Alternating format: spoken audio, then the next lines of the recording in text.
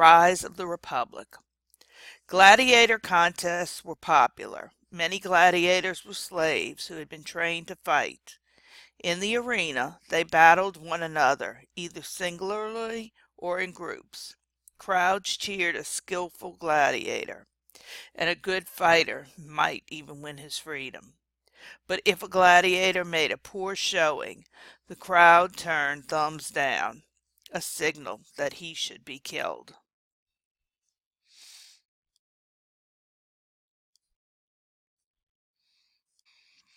In the city of Rome, the ancient Roman Empire is still being discovered. This picture is the ruins from the Roman Forum, or just the Forum. It was a rectangular plaza that held several important ancient governmental buildings at the center of the city of Rome. The picture on the bottom right shows that they are still excavating it today.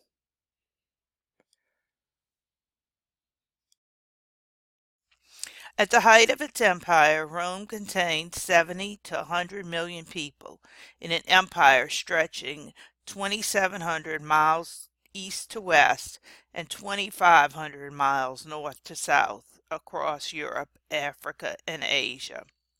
According to legend, the city of Rome was founded in 753 BCE by Romulus and Remus, twin sons of the god of Mars and a Latin princess. The twins were abandoned on the Tiber River as infants and raised by a she-wolf. The twins decided to build a city near the spot. In reality, it was men, not immortals, who built the city, and they chose the spot largely for strategic location and fertile soil. While the great civilization of Greece was in decline, a new city to the west was developing and increasing its power. Rome was located on the Italian peninsula. The Italian peninsula looked just like a boot jutting into the Mediterranean Sea. The peninsula is centrally located in the Mediterranean, and the city of Rome is in the center of Italy.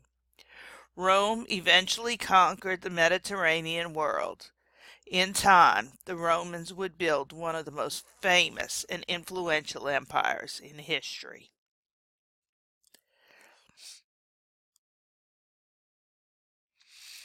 Three groups inhabited the region and eventually battled for control. They were the Latins, the Greeks, and the Etruscans. The Latins built the original settlement at Rome, a cluster of wooden huts atop one of its 7 hills, Palatine Hill. These settlers were considered to be the first Romans. Their language would become the official language of the Roman Empire. The Greeks established colonies along southern Italy and Sicily.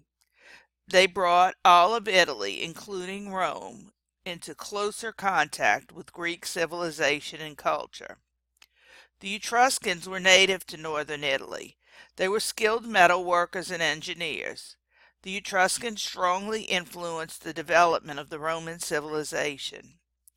The Romans adopted their alphabet. They also influenced Rome's architecture, especially the use of the ark. The last king of Rome was the Etruscan tyrant.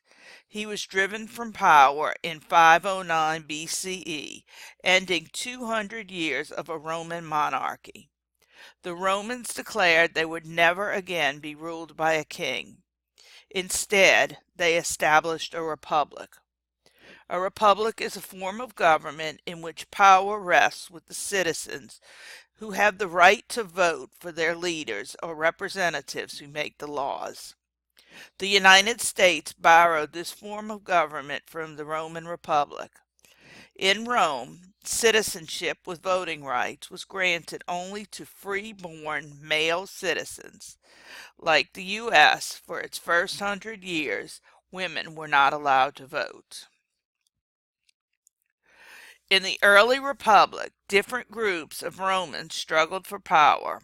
One group was the patricians, the wealthy landowners who held most of the power.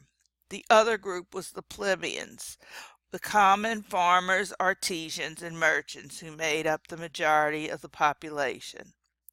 The patricians inherited their power and social status. They claimed that their ancestry gave them the authority to make the laws for Rome. The plebeians were citizens of Rome with the right to vote. However, they were barred by law from holding most important government positions. In time, Rome's leaders allowed the plebeians to form their own assembly and elect representatives called tribunes. Tribunes protected the rights of the plebeians from the unfair acts of the patrician officials.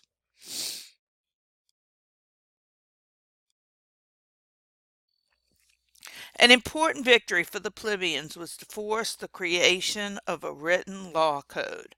With laws unwritten, patrician officials often interpreted the laws to suit themselves.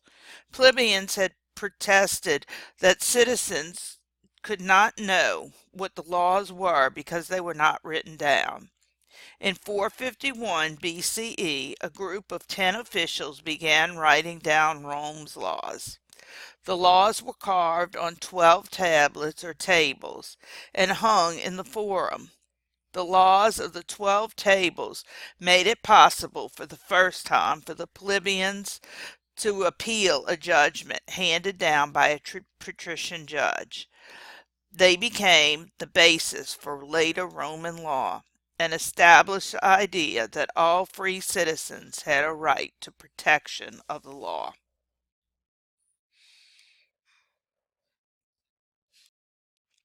Romans believed their government had taken the best features of a monarchy, government by a king, an aristocracy, government by nobles, and a democracy, government by the people. Rome had two officials called consuls. Like kings, they commanded the army and directed the government. However, their power was limited. A consul's term was 1 year long. The same person could not be elected consul again for 10 years. Also, one consul could always overrule or veto the other's decisions. The Senate was the aristocratic branch of Rome's government. It had both legislative and administrative functions in the Republic. Its 300 members were chosen from the upper class of Roman society. Later, plebeians were allowed in the Senate. The Senate exercised great influence over both foreign and domestic policy. The assemblies represented the more democratic side of the government. For example, an assembly organized by the plebeians, the tribunal council, elected the tribunes and made laws for the common people, and later for the republic itself. In times of crisis, the republic could appoint a dictator, a leader who had absolute power to make laws and command the army. A dictator's power lasted for only 6 months. Dictators were chosen by the consuls and then elected by the Senate. In 458 BCE, a powerful rival threatened Rome, and the Senate sent messenger to tell Cincinnatus that he had been named dictator to meet this emergency. Cincinnatus immediately joined the army and led his forces into battle. He defeated the enemy, marched back to the army, back to Rome, and then resigned as dictator. He returned to his plowing 16 days after taking command. In addition to their government, the Romans placed great value on their military. All citizens who owned land were required to serve in the military. Seekers of certain political offices had to perform 10 years of military service. Roman soldiers were organized into large military units called legions. The Roman legion was made up of some 5,000 heavily armed foot soldiers known as the infantry. A group of soldiers on horseback or the cavalry supported each legion. Legions were divided into smaller groups of 80 men, each which was called a century. The military organization and fighting skill of the Roman army were key factors to Rome's rise to greatness. To keep their units from fleeing from battle, the Roman army would punish them with something called dissemination, in which every 10th man in the unit was randomly selected to be clubbed or beaten to death by the other soldiers. Rome, Roman power grew as the legions battled for control of the Italian peninsula.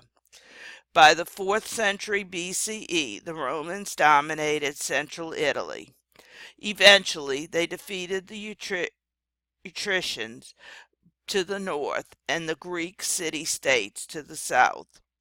By 265 BCE, the Romans controlled nearly all of Italy.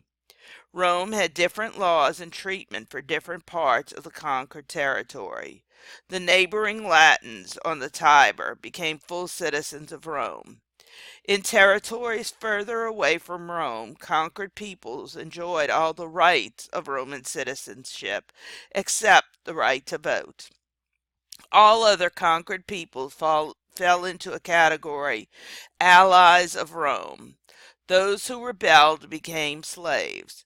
This leniency on the people of Rome most conquered lands remained loyal to Rome even in troubled times.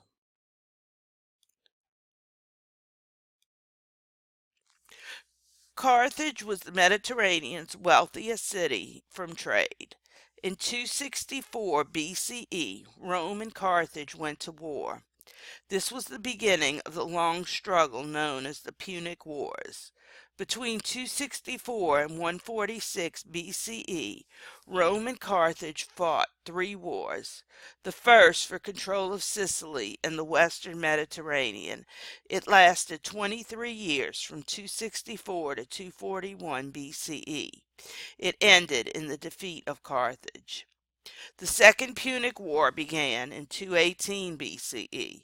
The mastermind behind the war was a 29-year-old Carthaginian general named Hannibal. Hannibal was a brilliant military strategist who wanted to avenge Carthage's early defeat. Hannibal assembled an army of 50,000 infantry, 9,000 cavalry, and 60 elephants with the intent of capturing Rome. Instead of a head-on attack, however, Hannibal sought to surprise the Romans with a daring and risky move. He led his army on a long trek from Spain across France and through the Alps. What made even more difficult was that Hannibal's military was transporting their secret weapon across the Alps, that is, the elephants.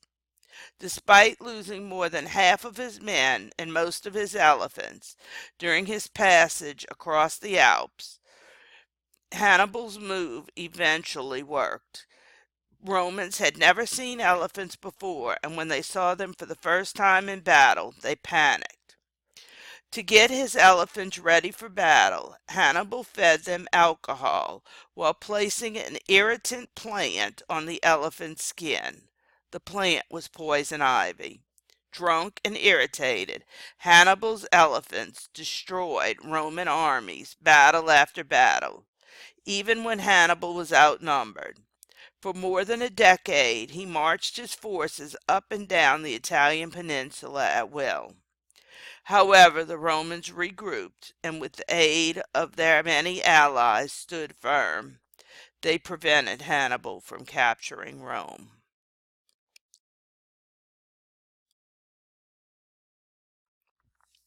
Although Rome had defeated Carthage in the Second Punic War, many Romans still saw Carthage as a rival and wanted revenge for the terrible destruction that Hannibal's army had brought to Italy.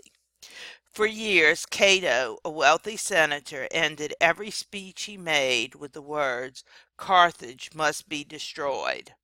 Finally, in the Third Punic War, Rome completely destroyed Carthage. Survivors were killed or sold into slavery. The Romans poured salt over the earth so that nothing would grow there again. The Romans were now masters of the western Mediterranean. They conquered Alexander the Great's territory. They imported grain from Egypt to feed themselves and traded with the East. They made slaves from the many conquered people. They called the Mediterranean Sea our sea, since they owned the land surrounding the sea. They controlled the sea. The Romans were committed to a policy of imperialism, or establishing control over foreign lands and peoples. While Rome fought Carthage in the west, they were also expanding into the eastern Mediterranean. There, Romans confronted the Hellenistic rulers who had divided up the empire of Alexander the Great. Rome launched a series of wars in the area. One by one, Macedonia, Greece, and other parts of Asia Minor surrendered and became Roman provinces. Other regions, like Egypt, allied with Rome. By 133 BCE, Roman power had spread from Spain to Egypt. Truly, the Romans were justified in calling the Mediterranean our sea.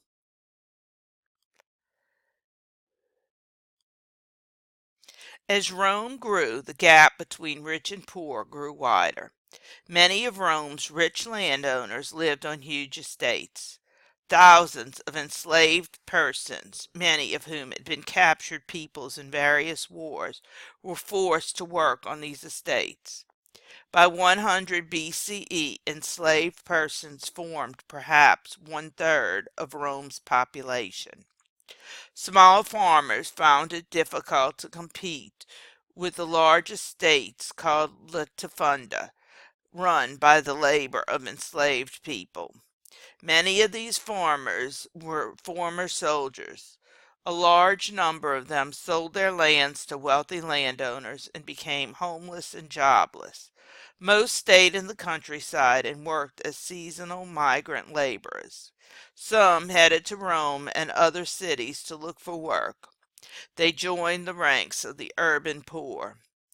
This group of urban poor totaled about one-fourth of Roman society. Adding to the growing turmoil within the Republic was a breakdown of the once loyal military. As the Republic grew more unstable, generals began seizing greater power for themselves. They recruited soldiers from the landless poor by promising them land. These soldiers fought for pay and owed allegiance only to their commander. They replaced the citizen soldiers whose loyalty had been to the Republic. It was now possible for a military leader supported by his own troops to take over by force. Julius Caesar would do just that.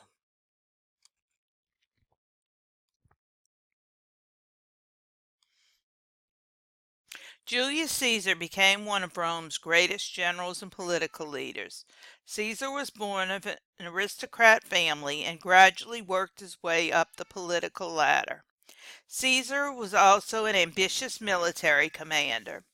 For a time, Caesar dominated Roman politics with Pompey, another brilliant general. Then, in 59 BCE, Caesar set out with his army to make new conquests. After 9 years of fighting, he completed the conquest of Gaul, the area that is now France. Fearful of Caesar's rising fame, Pompey persuaded the Senate to order Caesar to disband his army and return to Rome. Caesar defied the order. Swiftly and secretly he led his army across the Rubicon River into northern Italy and then headed toward Rome. Because the military was loyal to their military leaders, Caesar was able to turn his forces against Rome, and Rome was now in a civil war. Caesar crushed Pompey and his supporters. He swept around the Mediterranean suppressing rebellions. I came, I saw, I conquered, he announced after one victory. Later, returning to Rome, he forced the Senate to make him dictator. Although he kept the Senate and other features of the Republic, he was really the absolute ruler of Rome. Caesar ended up being pretty fair to the Roman citizens. He carried out social reforms for the poor, he provided jobs for the unemployed, set up public works programs, and ordered slave owning landowners to hire more free laborers. Colonies were founded throughout Rome's territories to provide land for the city's landless poor.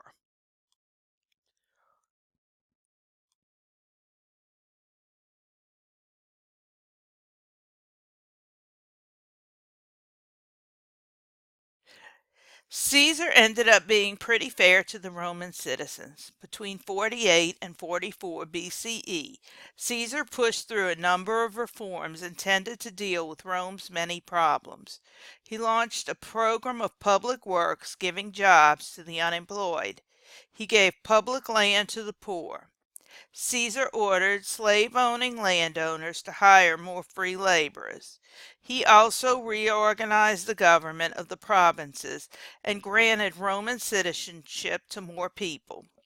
Caesar's most lasting reform was the introduction of a new calendar based on Egyptian knowledge.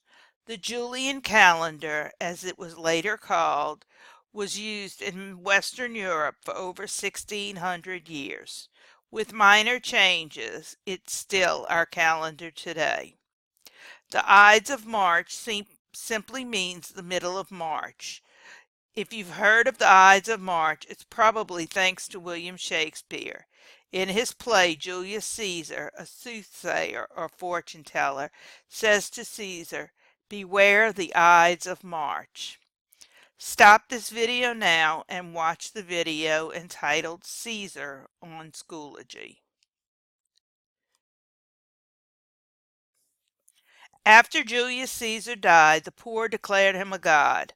Caesar's death plunged Rome into a new round of civil wars. Mark Antony, Caesar's chief general, and Octavian, Caesar's grandnephew, joined forces to hunt down the murderers. Octavian and Mark Antony then became rivals. While leading troops against Rome's enemies in Anatolia, Mark Antony met Queen Cleopatra of Egypt. He fell in love with her and followed her to Egypt.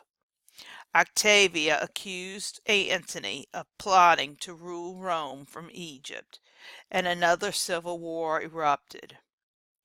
After 13 years, Octavian finally defeated Antony and Queen Cleopatra of Egypt. They would later commit suicide. While Octavian restored some aspects of the Republic, he became the unchallenged ruler of Rome. Eventually, he accepted the title of Augustus, or Exalted One. He also kept the title Imperator, or Supreme Military Commander, a term from which emperor is derived. After 500 years of being a republic, Rome became an empire ruled by one man.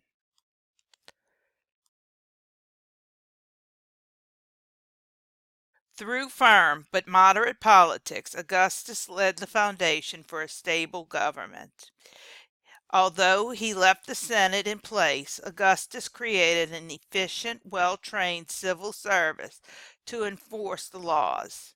High-level jobs were offered to men of talent, regardless of their class. In addition, he cemented the allegiance of cities and provinces to Rome by allowing them, for the most part, to govern themselves. To ensure military generals would never gain too much power, like Julius Caesar, Augustus made the military swear allegiance to him. To make the tax system more fair, he ordered a census, or population count, to be taken in the empire. He set up a postal service and issued new coins to make trade easier. He put the jobless to work building roads and temples and sent others to farm the land. The government that Augustus organized functioned well for 200 years. Still, a serious problem kept arising. Who would rule after an emperor died? Romans did not accept the idea of power passing automatically from father to son. As a result, the death of an emperor often led to violence. Rome was at the peak of its power from the beginning of Augustus's rule in 27 BCE until 180 AD. For 270 years, peace reigned throughout the empire, except for some fighting with the tribes along the borders. This period of peace and prosperity is known as the Pax Romana, Roman peace. During that time, Roman rule brought peace, order, unity, and prosperity to lands from the Euphrates River in the east to Britain in the west. The Roman Empire included more than 3 million square miles. Its population numbered between 60 and 80 million people. About 1 million people lived in the city of Rome itself. Roman legions maintained and protected roads, and trade flowed freely to and from distant lands in Africa and Asia. Egyptian farmers in the Nile Valley supplied Romans with grain. From Africa came ivory and gold, as well as lions and other wild animals that were used in public entertainments. From India came in spices, cotton, and valuable stones. Trade caravans traveled along the Great Silk Road, bringing silk and other goods from China. People also moved easily within the Roman Empire, spreading ideas and knowledge, especially the advances of the Hellenistic East. As you will learn, ideas from Greece and Judea would have a tremendous impact on Rome and the Western world. Historians call the four emperors who ruled from 14 AD to 68 AD the Julio-Claudians because they were members of Augustus's family. Not all of Augustus's successors were great rulers. Some were weak and incompetent. Two early emperors, Caligula and Nero, were pretty much evil and maybe even insane. Caligula, for example, appointed his favorite horse as consul. Nero viciously persecuted Christians and was even blamed for setting a great fire that destroyed much of Rome. Caligula was mad with power, just plain mad. He thought he was a living god. He was excessively cruel. He engaged in incestuous relations with his sisters and then prostituted them out to other men. He raped whomever he wished and killed whomever he wanted for fun.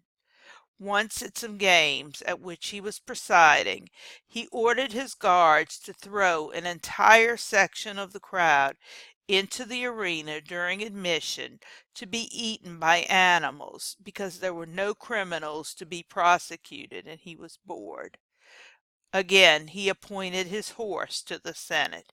He was so paranoid and everyone around him was put to death because he thought they wanted power.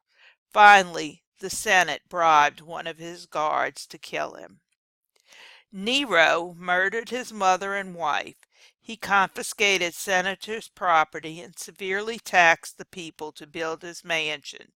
He is said to have started a huge fire that would destroy much of Rome when he put the blame on the Christians and had many of them fed to lions during the great spectacles held in the city's remaining amphitheater. Some were covered in wax, and after being more or less impaled with stakes, set alight. Stop now and watch the video on Schoology entitled Nero.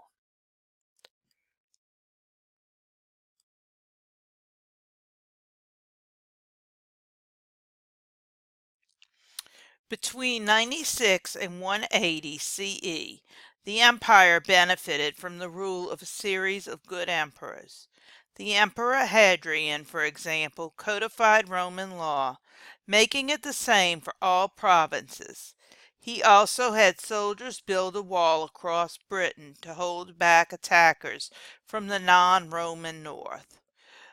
The Emperor Marcus Aurelius, who read philosophy while on military commands, was close to Plato's ideal of a philosopher king.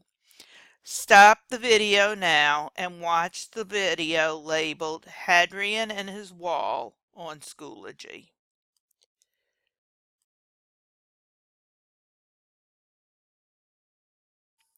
In its early days, Rome absorbed ideas from Greek colonists in southern Italy, and it continued to borrow heavily from Greek culture after it conquered Greece.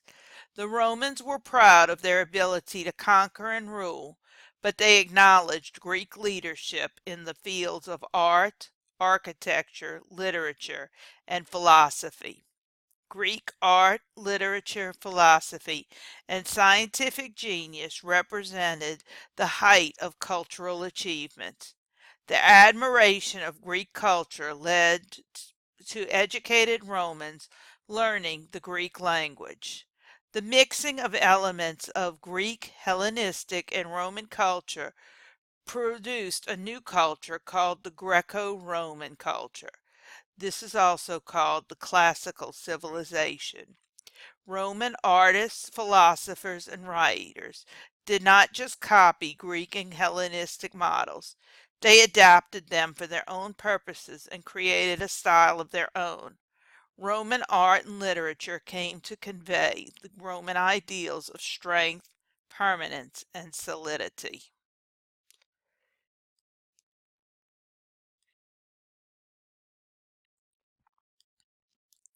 Romans learned the art of sculpture from the Greeks.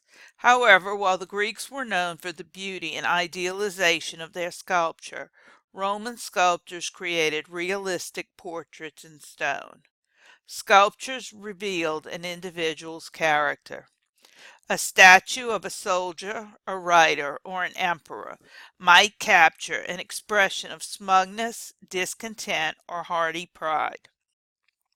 Some Roman sculpture was more idealistic. For example, sculptors transformed Augustus, who was neither handsome nor imposing, into a symbol of power and leadership. During the reign of Augustus was a period of great artistic achievement. At that time, the Romans further developed a type of sculpture called bas relief. In bas relief or low relief, images project from a flat background. Roman sculptors used bas relief to tell stories and to represent crowds of people, soldiers in battle, and landscapes. Roman artists were also particularly skilled in creating mosaics. Mosaics were pictures or designs made by setting small pieces of stone, glass, or tile onto a surface. Most Roman villas, the country homes of the rich, had at least one colorful mosaic. Romans beautified their homes with works of art. Examples of these works were preserved in Pompeii, a city buried by the volcanic eruption of Mount Vesuvius in 79 CE. Artists depicted scenes from Roman literature and daily life in splendid frescoes and mosaics. In addition, Romans excelled at the art of painting. Most wealthy Romans had bright, large murals called frescoes painted directly on their walls. Few have survived. The best example of Roman paintings are found in the Roman town of Pompeii and date from as early as the 2nd century BCE. In 79 CE, nearby Mount Vesuvius erupted, covering Pompeii in a large layer of ash, killing about 2,000 residents. The ash acted to preserve many buildings and works of art.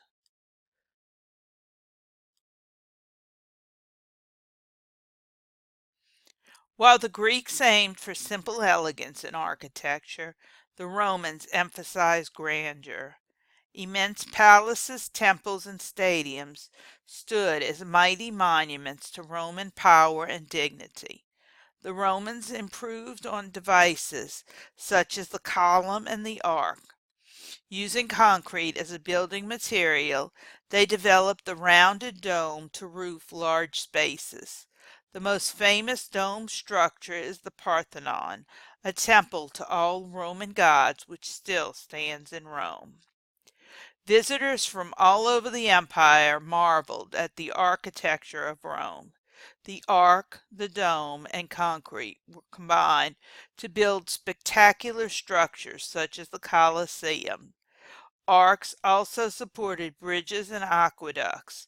Aqueducts were designed by Roman engineers to bring water into cities and towns.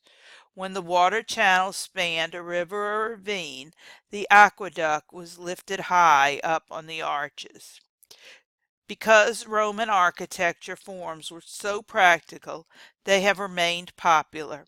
Thomas Jefferson began a Roman revival in the United States in the 18th century. Many large public buildings, such as the U.S. Capitol and numerous state capitals, include many Roman features.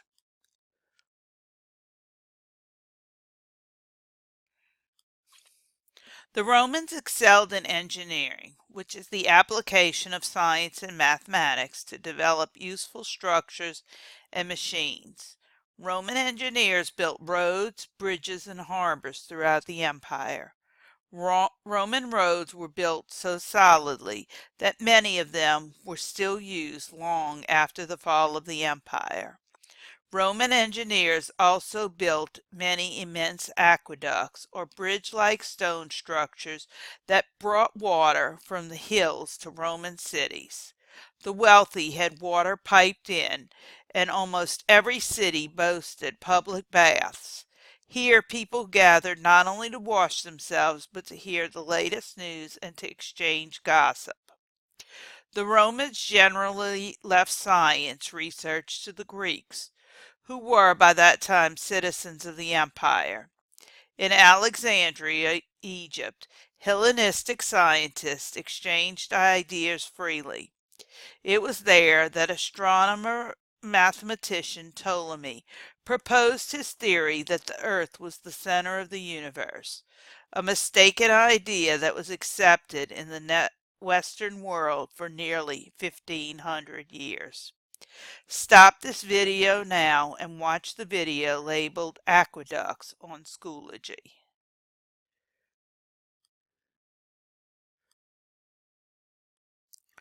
Roman engineers built roads, bridges, and harbors throughout the empire. Roman roads were technological marvels. The army built a vast network of roads constructed of stone, concrete, and sand that connected Rome to all parts of the empire. Because of the all-weather roads, travel and trade increased. Local people incorporated Latin into their languages and adopted many Roman cultures and beliefs. Slowly, Roman conquests began to unite under Roman rule and incorporate Roman culture. Many roads lasted into the Middle Ages, and some are still used today. The Colosseum was one of the greatest feats of Roman engineering and a model for the ages. Its name came from the Latin colossus, meaning gigantic.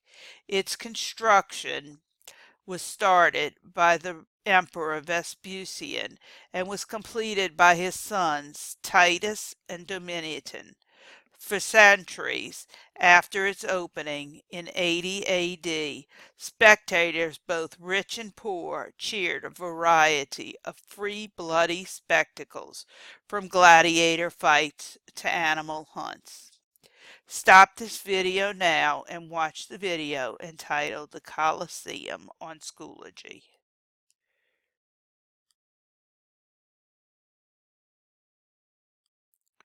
The Greek doctor Galen advanced the frontiers of medical science by insisting on experiments to prove a conclusion.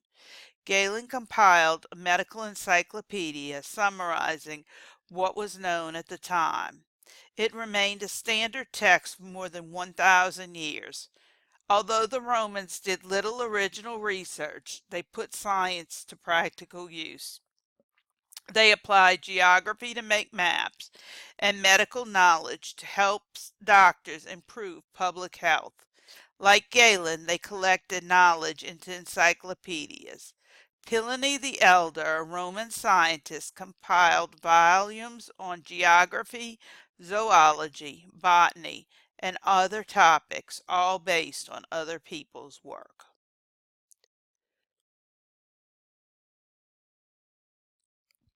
Rome's most lasting and widespread contribution was its law. Early Roman law dealt mostly with strengthening the rights of Roman citizens. As the empire grew, however, the Romans came to believe that laws should be fair and equally applied to all people, rich and poor. Slowly, judges began to recognize certain standards of justice. These standards were influenced largely by the teachings of philosophers and were based on common sense and practical ideas. Some of the most important principles of Roman law were: all persons had the right to equal treatment under the law. All persons were considered innocent until proven guilty. The burden of proof rested with the accuser rather than the accused. A person should be punished only for actions, not thoughts. Any law that seemed unreasonable or grossly unfair could be set aside. The principles of Roman law endured to form the basis of legal systems in many European countries and places influenced by Europeans, including the United States of America.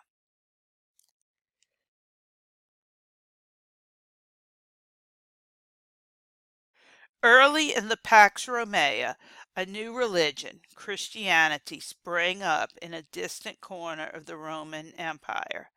At first, Christianity was just one of the many religions practiced in the empire, but despite many problems, the new faith grew rapidly, and by 395 AD, it had been declared the official religion of the Roman Empire. As it gained strength and spread through the empire, Christianity reshaped Roman beliefs.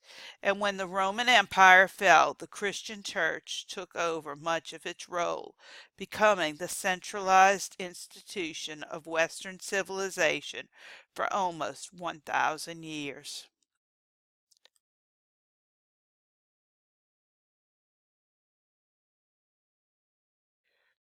Within the Roman Empire, a variety of religious beliefs and practices coexisted. Jupiter, Mars, Juno, and other traditional Roman gods remained important to some people.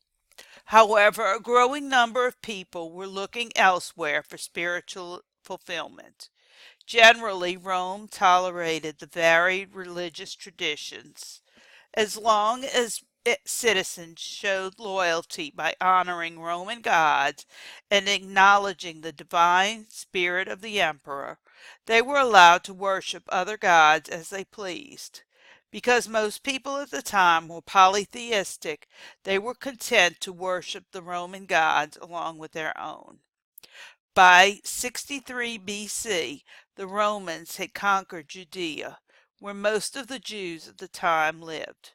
Jews were monotheistic, meaning they believed in one God, and their religion didn't allow them to worship any other gods, including Roman gods.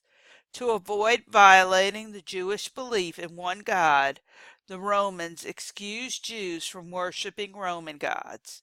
Many Jews, however, were still unhappy, and in 66 BC the Jews revolted and were crushed. Many Jews still hoped that they would once again be free. According to biblical tradition, God had promised that a Savior, known as the Messiah, would arrive and restore the kingdom of the Jews. Roughly 2 decades after the beginning of Roman rule, many believed that such a Savior had arrived.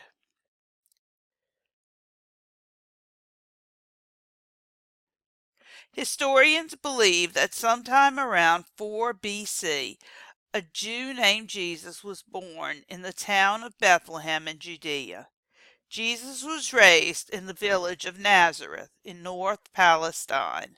An angel, the Gospels say, told Jesus' mother Mary that she would give birth to the Messiah. "He will be great," said the angel, "and he will be called the Son of the Most High God." Almost all what we know about the life of Jesus comes from the Gospels, the first 4 books of the New Testament of the Bible. These accounts were attributed by the early Christians, Matthew, Mark, Luke, and John, 4 followers of Jesus. The word gospel comes from the Old English word for good news. Jesus worshiped the Jewish God and followed Jewish law. He worked as a carpenter, and around age 30, for the next 3 years, he began preaching to villagers. Jesus preached in the acceptance of the 10 Commandments and obedience to the laws of Moses and other Jewish prophets. Jesus also preached new beliefs. He said that he was the Messiah that the Jewish prophets had predicted. He emphasized the importance of forgiveness. Love your enemies. If anyone hits you on the cheek, let him hit the other one too. He urged people to turn away from their sins and practice deeds of kindness. He began forming disciples or followers. He said that God was loving and forgiving to all those who repented, no matter what evil they had done or how lowly they were. In his teachings, Jesus used parables or symbolic stories. Some Jews welcomed Jesus to Jerusalem. Others, however, regarded him as a dangerous troublemaker. Jewish priests in particular felt that he was challenging their leadership. To the Roman authorities, Jesus was a revolutionary who might lead the Jews in a rebellion against the Roman rule. They said his teachings were blasphemy or contempt for God. The Roman governor Pontius Pilate accused Jesus of defying the authority of Rome. Pilate arrested Jesus and sentenced him to be crucified or nailed to a large wooden cross to die. This was a typical way of punishing criminals during Roman times. After Jesus' death, his body was placed in a tomb. According to the Gospels, 3 days later his body was gone, and a living Jesus began appearing to his followers. The Gospels go on to say, then he ascended into heaven. The apostles were more convinced than ever that Jesus was the Messiah. It was from this belief that Jesus came to be referred to as Jesus Christ. Christos is a Greek word meaning Messiah or Savior. The name Christianity was derived from Christ. Now stop this video and watch the video on Schoology called Jesus.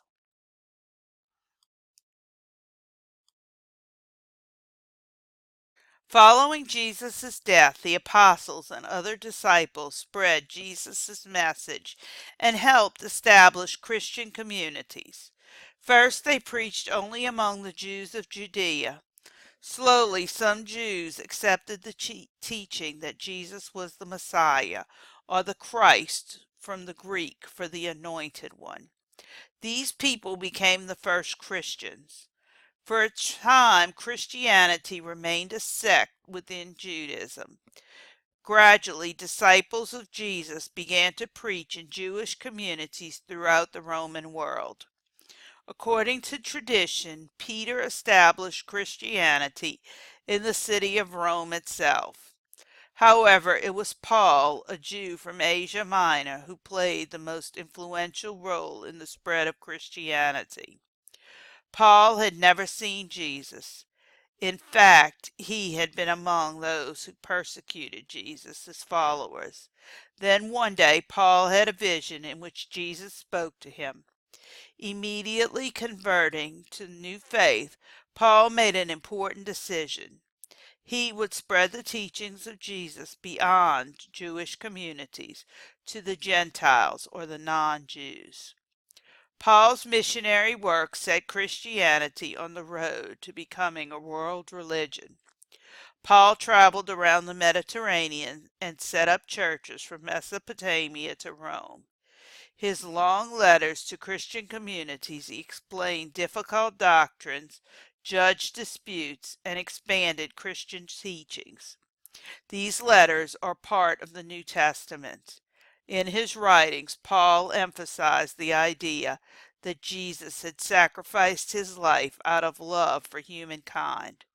Paul promised that those who believed Jesus was the Son of God and followed his teachings would achieve salvation or eternal life.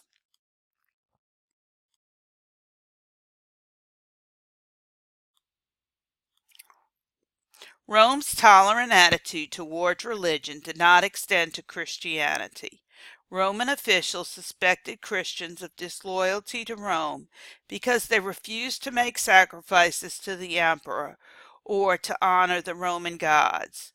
When Christians met in secret to avoid persecution, rumors spread that they were engaged in evil practices. In times of trouble, persecution increased. Roman rulers like Nero used Christians as scapegoats, blaming them for social or economic ills. Thousands were crucified, burned, or killed by wild animals in the circus arenas. Over the centuries, thousands of Christians became martyrs, people who suffer or die for their beliefs. According to tradition, both Peter and Paul were killed in Rome during the reign of Nero.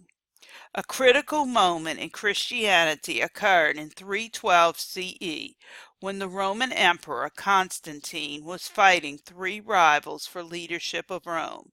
He had marched to the Tiber River at Rome to battle his chief rival.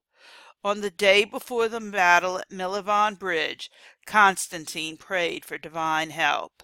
He reported that he then saw an image of a cross, a symbol of Christianity. He ordered artisans to put the Christian symbol on his soldiers' shields. Constantine and his troops were victorious in battle. He credited his success to the help of the Christian God.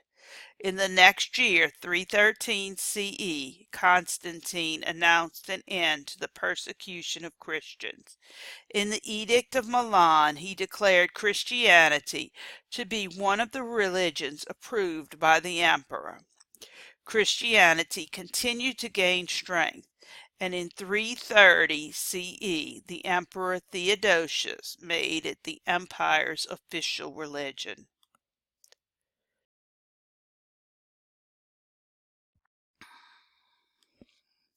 By this time, Christians had given their religion a structure, much as the Roman Empire had a hierarchy. Each Christian community had its own priest. Only men were allowed to become members of the Christian clergy.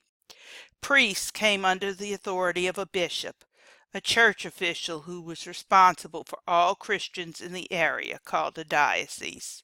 Bishops traced their spiritual authority to the apostles, and through the apostles to Jesus himself. In the early Christian church, all bishops were considered equal successors of the apostles. Gradually, the bishops of the most important cities in the Roman Empire gained greater authority. The Apostle Peter had traveled to Rome from Jerusalem and had become the first bishop there. According to tradition, Jesus referred to Peter as the rock on which the Christian church would be built. As a result, all other priests and bishops traced their authority to him. The bishops of Rome, Antioch, Alexandria, Jerusalem, and Constantinople gained the honorary title of patriarch and exercised authority over the other bishops in the area. Except for Rome, the cities in which patriarchs resided were all in the Eastern Empire. The Christian Church thus developed into a hierarchy or organization in which officials are arranged according to rank. Eventually, every major city had its own bishop. However, later bishops of Rome claimed to be the heirs of Peter. These bishops said that Peter was the first pope, the father or head of the Christian Church. They said that whoever was the bishop of Rome was also the leader of the whole church. Also, as Rome was the capital of the empire, it seemed the logical choice to be the center of the church. The East separated from Rome. In time, the West became known as the Roman Catholic Church, while the East became known as the Eastern Orthodox Church.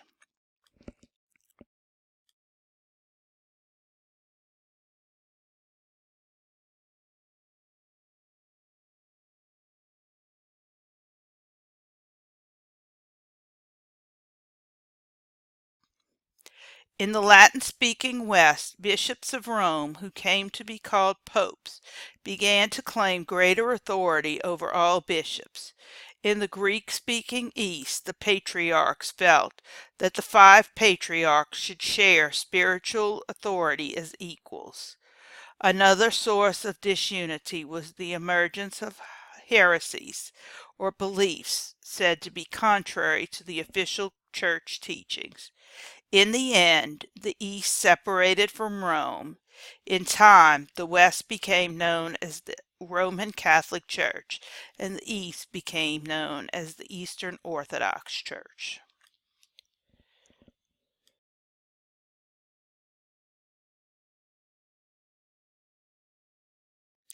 After the death of the Emperor Marcus Aurelius in 180 CE, the golden age of the Pax Romana ended. For the next 100 years, political and economic turmoil rocked the Roman Empire. Again and again, emperors were overthrown by ambitious generals who took power with the support of their troops. Those who rose to emperor in this way ruled for just a few months or years until they too were overthrown or assassinated. In one 50-year period, at least 26 emperors reigned. Only one died of natural causes. Since the days of Julius Caesar, Germanic peoples had gathered on the northern borders of the empire and coexisted in relative peace with Rome. Around 370 CE, all that changed when Asia went through a series of wars that forced the Huns to migrate into Europe. They were ruthless fighters and forced the Germanic tribes of Europe to move towards Rome. Tribes such as the Visigoths and Vandals, Romans called all of them invaders or barbarians, a term they used to refer to any non-Romans. They kept moving through the Roman provinces of Gaul, Spain, and North Africa. The Western Europe was unable to field an army to stop them. In 410 CE, hordes of Germanics overran Rome itself and plundered it for 3 days. The Roman military was in shambles. Roman soldiers in general had become less disciplined and loyal. They lacked the discipline and training of the past Roman armies. They gave their allegiances not to Rome, but to their commanders, who fought among themselves to be the next emperor of the Roman Empire. To defend against the increasing threats to the empire, the government began to recruit mercenaries. These are foreign soldiers who fought for money. While mercenaries would accept lower pay than Romans, they felt very little sense of loyalty to Rome. Feelings of loyalty eventually weakened among average citizens as well. In the past, Romans cared so deeply about their republic that they willingly sacrificed their lives for it. Conditions in the later centuries of the empire caused citizens to lose their sense of patriotism. They began indifferent to the empire's fate. For centuries, worried Romans pointed to the decline in values such as patriotism, discipline, and devotion to duty on which the empire was built. The need to replace citizen soldiers with mercenaries testified to the decline in patriotism. The upper class, which had provided leaders, devoted itself to luxury and self-interest. Besides being costly, providing bread and circuses, they may have also undermined the self-reliance of the masses. Romans had become selfish and lazy, and the population declined because of diseases and war.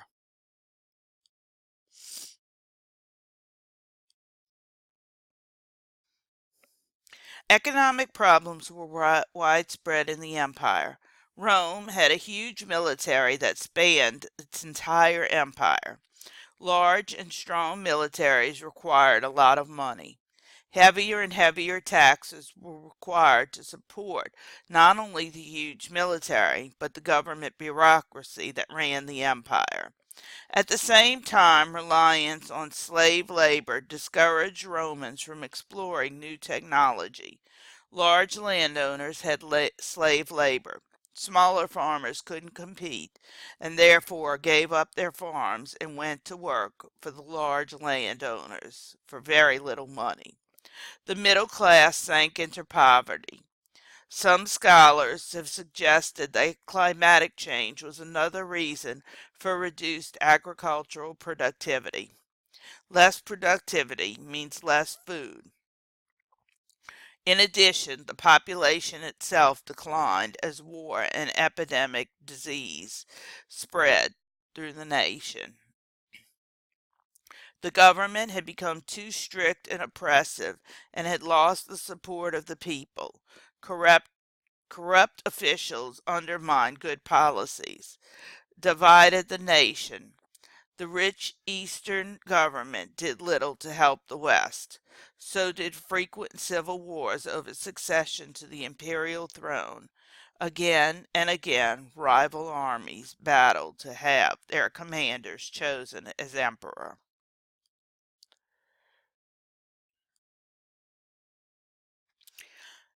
In 284 CE, Diocletian, an army leader, became the new emperor. He ruled strictly and severely limited personal freedoms. He did, however, restore order to the empire and increased its strength. Diocletian doubled the size of the Roman army and sought to control inflation by setting fixed prices of goods. Diocletian declared laws that prohibited farmers from not leaving their farms and to remain farmers. To restore the prestige of the office of the emperor, he claimed descent from the ancient Roman gods and created elaborate ceremonies to present himself in a godlike aura. Diocletian believed that the empire had grown too large and too complex for one ruler.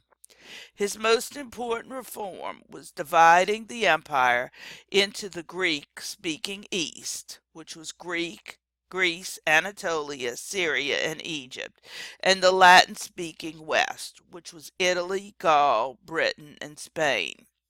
He took the eastern half for himself and appointed a co-ruler for the West. While Diocletian shared authority, he kept overall control. His half of the empire, the East, included most of the empire's greatest cities and trade centers and was far wealthier than the West. Because of poor health, Diocletian retired in 305 CE. Civil war broke out immediately. By 311, four rivals were competing for power. Among them were the military commander Constantine, the same Constantine who would later end the persecution of the Christians. Constantine gained control of the western part of the empire in 312 CE and continued many of the social and economic policies of Diocletian. In 324, Constantine also secured control of the East, thus restoring the concept of a single ruler. In 330 CE, Constantine took a step that would have a great consequence for the empire. He moved the capital from Rome to the Greek city of Byzantine, which is now Turkey. With Byzantine as its capital, later renamed Constantinople, the center of power in the empire shifted from Rome to the east. Soon the new capital stood protected by massive walls and filled with imperial buildings modeled after those in Rome. By doing this, he made the Eastern Roman Empire.